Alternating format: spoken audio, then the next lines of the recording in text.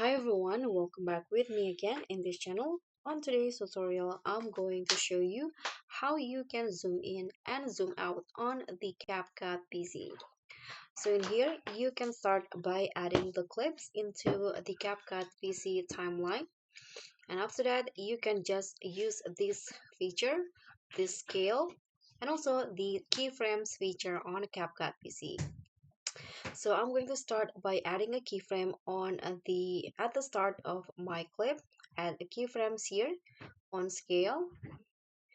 So to make a zoom in effects, you need to make the scale bigger.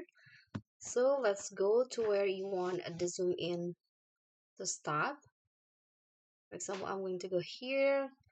Then you can just adjust the scale to make it bigger so that it will make a zoom in effect just like that. And you can see another keyframe will be automatically created, and I'm going to move forward again to have the zoom out effect. I'm going to zoom out in here,